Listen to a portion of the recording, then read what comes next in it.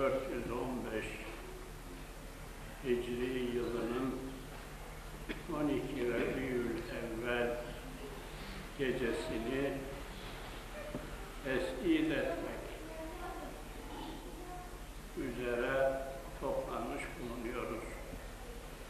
Cenab-ı Hak'tan daha nice böyle büyük gecelere, büyük günlere kavuşmamızı nasip-i müyesser eylesin. Şimdi Allah Resulü'nün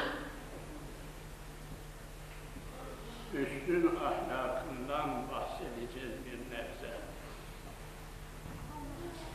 Ondan sonra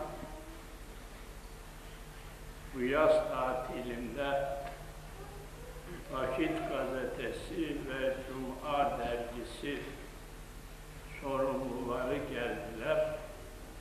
Onlarla bir röportaj yaptık. Siz kardeşlerimizin de bu mülakattan, bu sohbetten istifade etmeniz için sorulan sualleri, verdiğimiz cevapları biraz daha tafsilatı ile sizlere sunmaya gayret edeceğiz. Öğlen ikindi yatsı sohbetlerinde inşallah.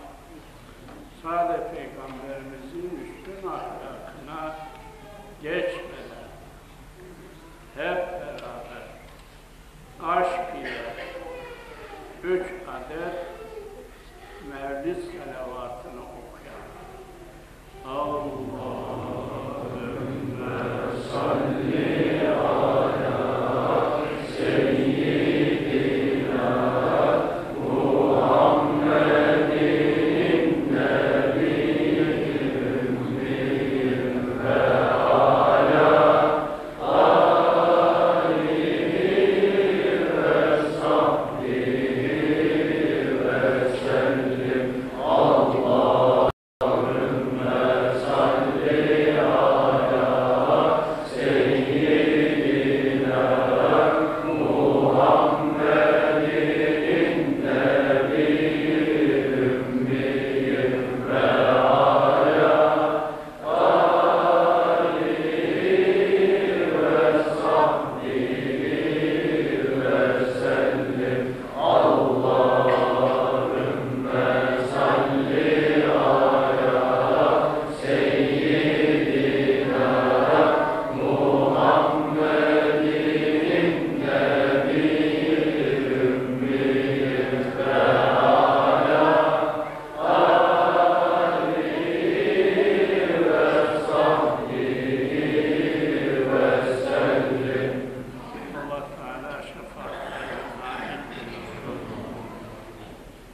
Cemaliyle müşerref etsin. Ahirette dizi dizinde haşr-ı cem olmak nasip etsin.